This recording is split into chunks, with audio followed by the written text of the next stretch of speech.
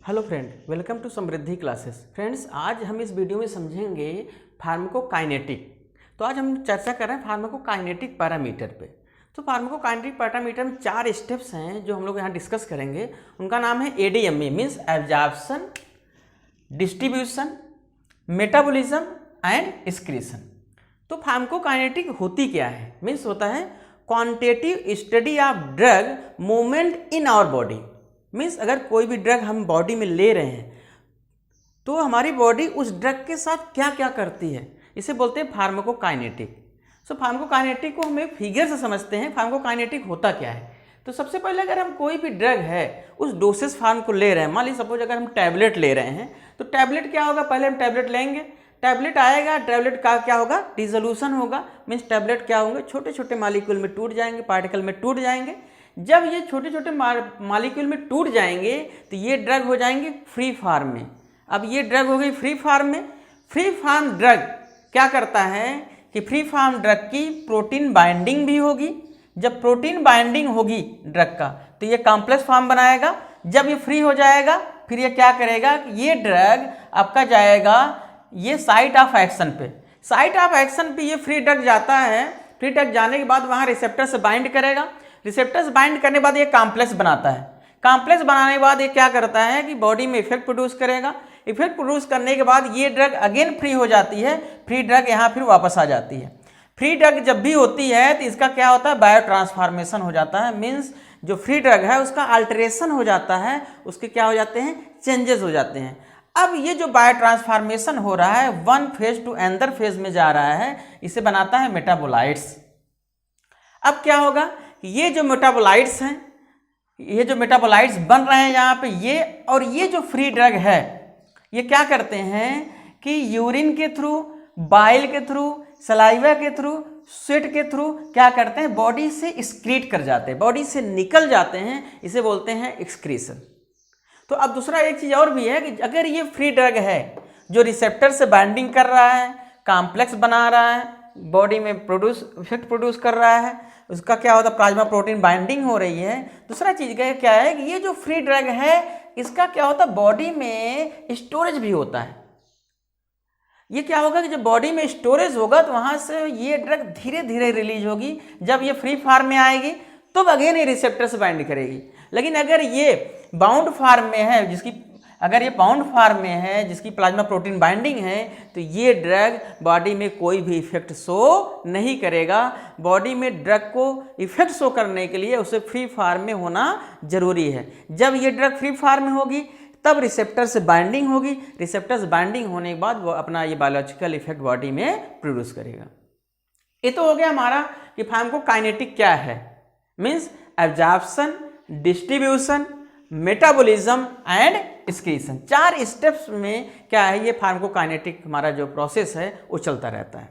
अब ये है कि अगर हम कोई भी ड्रग ले रहे हैं, हमारी बॉडी में अगर पहुंच रहा है, तो उसके लिए सबसे पहले हम एक चीज़ देखेंगे कि हमारी जो बायोलॉजिकल मेम्ब्रेन वो क्या है। हमारी बायोलॉजिकल मेम्ब्रेन होती है जो बनी होती है हाइड्रोफिलिक एंड हाइड्रोफोबिक, दोनों चीज़ों से बना होता है। इसकी जो साइज होती है वो 100 एंगस्ट्रॉम थिक होती है। कभी कभी ये जी पैड में पूछ लिया जाता है कि कितनी मेम्ब्रेन, बायोलॉजिकल मेम्ब्रेन साइज कितनी होती है, तो 100 एंगस्ट्रॉम थिक होती है। इसको याद रख लीजिएगा। अब हमारे पास क्या है कि ड्रग जो होती हैं वो 2 टाइप की होती हैं। एक हाइड्रोफिलिक होती है, दूसरा हाइड्रोफोबिक होती है। जो हाइड्रोफिलिक ड्रग होगी वो इस मेम्ब्रेन के पोर के थ्रू यहाँ से सीधे क्रॉस करके आ जाएगी। लेकिन जो हाइड्रोफोबिक ड्रग है, मीन्स लिपिड सॉल्युबल ड्रग है, वो क्या करता है कि यहाँ पे आएगा, मेम्ब्रेन के अपर मेम्ब्रेन पे आएगा, मेम्ब्रेन के ऊपर आएगा। आने के बाद क्या होता है, ये ड्रग मॉलिक्यूल यहाँ से इन्वेजिनेट होगा। इन्वेजिनेट होने के बाद क्या करता है, ये मेम्ब्रेन को डायरेक्टली क्रॉस कर जाता है। इसका मतलब है कि हाइड्रोफिलिक ड्रग पोर के थ्रू मेम्ब्रेन को क्रॉस करता है and hydrophobic drug directly membrane को क्रॉस कर जाता है। ये हमारी हो गई बायोलॉजिकल मेम्ब्रेन जिसके थ्रू हमारी ड्रग क्रॉस करती है। तो अब ये आता है कि जो भी ड्रगें हमारी हैं उनके ट्रांसपोर्ट कैसे हैं, ड्रग ट्रांसपोर्टेशन कैसे होगा। तो इसका पहला है कि एक होता है passive diffusion and filtration, second होता है स्पेशलाइज्ड ट्रांसपोर्ट। अगर हम बात करें पैसिव डिफ्यूजन एंड फिल्ट्रेशन की बात करें तो आप पैसिव डिफ्यूजन बहुत ही इजी है, एक सिंपल फंडा याद रखिए, higher concentration to lower concentration. अगर हायर कंसंट्रेशन से ड्रग लोअर कंसंट्रेशन की तरफ चल रही है, इसे बोलते हैं पैसिव डिफ्यूजन। अब दूसरा आता है कि हमारी जो ड्रग होती हैं दो टाइप की होंगी, एक एसिडिक ड्रग होगी और दूसरा बेसिक ड्रग होगी। अगर एसिडिक ड्रग की बात करें, एसिडिक ड्रग स्टोमक में अनआयोनाइज्ड फॉर्म में एब्जॉर्ब होगी, एग्जाम्पल एस्पिरिन। अगर हम बात करें बेसिक ड्रग की, बेसिक ड्रग हमारा इंटेस्टाइन में एब्जॉर्ब होगा अनआयोनाइज्ड फॉर्म में, एग्जाम्पल इज एट्रोपिन।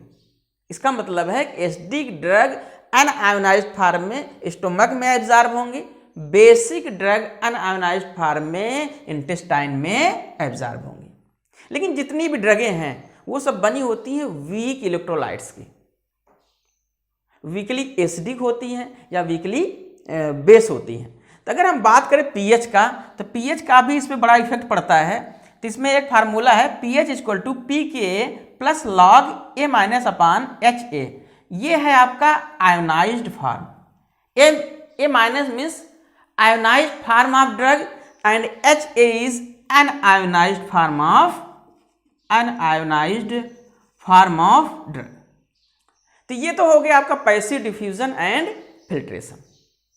अगर हम बात करें स्पेशलाइज्ड ट्रांसपोर्ट की, अभी तक हमें एनर्जी की जरूरत नहीं पड़ी, क्योंकि यहाँ पे क्या है कि higher concentration to lower concentration चल रहे थे। दूसरा एक चीज और भी समझ लीजिए कि दूसरा है फिल्ट्रेशन।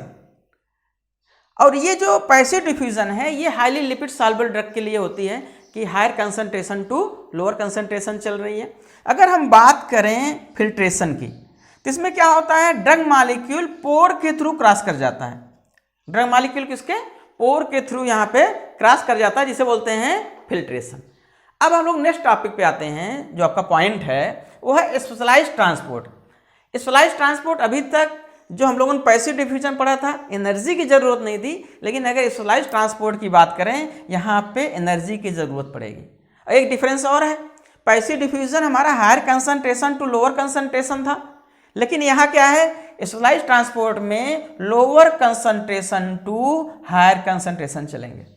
अगर lower concentration to higher concentration चल रहे हैं, इसका मतलब है कि हमें कहीं न कहीं कैरियर मॉलिक्यूल की जरूरत पड़ेगी या एनर्जी की जरूरत पड़ेगी। तो अगर हम बात करें स्पेशलाइज्ड ट्रांसपोर्ट, इसे बोलते हैं कैरियर मीडिएटेड ट्रांसपोर्ट और पिनोसाइटोसिस। तो कैरियर मीडिएटेड ट्रांसपोर्ट क्या होगा कि इसमें क्या होगा, देखिए ये हमारी मेम्ब्रेन है और ये ड्रग मॉलिक्यूल है, यहाँ ये होता है कैरियर, ये है आपका ड्रग मॉलिक्यूल और ये होता है कैरियर। तो जब मेम्ब्रेन की जब अगर बात करें अपनी साइड में, तो जब ड्रग मॉलिक्यूल आता है तो ये कैरियर मॉलिक्यूल को बाइंड कर जाता है, means drug molecule form a complex with carrier molecule. अब ये जब ड्रग मॉलिक्यूल कैरियर मॉलिक्यूल साथ कॉम्प्लेक्स बना लेता है, बनाने के बाद क्या करता है, मेम्ब्रेन को क्रॉस कर जाता है। और जैसे ही मेम्ब्रेन को क्रॉस करता है, ये क्या करता है कि यहाँ पे कैरियर मॉलिक्यूल यहाँ पे छूट जाता है, यहाँ पे अलग हो डिसोसिएट हो जाता है और ड्रग मॉलिक्यूल को क्या करता है, इंट्रासेलुलर में भेज देता है। अब देखिए हमने बताया था यहाँ पे एनर्जी की जरूरत होगी या कैरियर मॉलिक्यूल की जरूरत पड़ेगी। तो यहाँ पे देखिए कैरियर मॉलिक्यूल की जरूरत पड़ रही है, क्योंकि यहाँ पे क्या है, drug will move from lower concentration to higher concentration. जब कोई भी drug lower concentration to higher concentration चलेगी तो वहाँ पे एनर्जी की आपको जरूरत पड़ेगी, लेकिन जब हायर टू लोअर चलेगी कोई भी एनर्जी की जरूरत नहीं होगी। ये तो हो गया आपका कैरियर मॉलिक्यूल। अब देखिए इसमें क्या होगा, drug molecule bind with carrier molecule, हमने आपको पहले ही बता दिया है। अगर एग्जाम्पल की बात करें तो इसमें होता है मिथाइल डोपा एंड लियोडोपा। जितने भी ये मिथाइल डोपा लियोडोपा का जो ट्रांसपोर्टेशन होता है वो कैरियर मॉलिक्यूल के थ्रू होता है, means lower concentration to higher concentration. And last is the pinocytosis.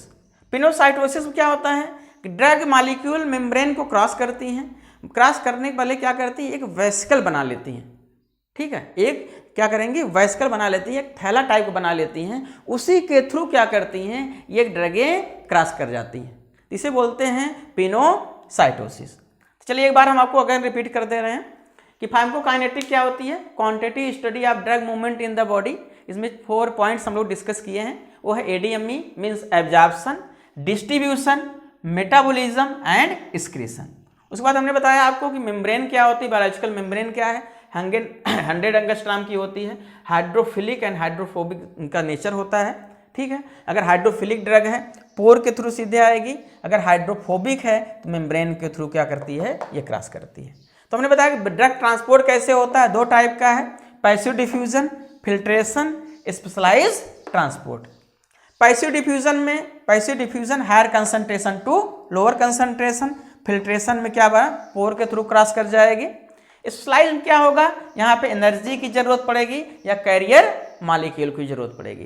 तो हम लोग आज पढ़े हैं, यहाँ पे जो टॉपिक आज ने डिस्कस किया है वो है बेसिक ऑफ फार्माकोकाइनेटिक। तो नेक्स्ट वीडियो हम लोग पढ़ेंगे एब्जॉर्प्शन, मीन्स टोटल एक्सप्लेन करेंगे, डिटेल में पढ़ेंगे कि व्हाट इज द एब्जॉर्प्शन। हमें लगता है कि आपको ये चीज़ें समझ में आई होंगी। नेक्स्ट वीडियो हम लोग मिलते हैं। Thank you.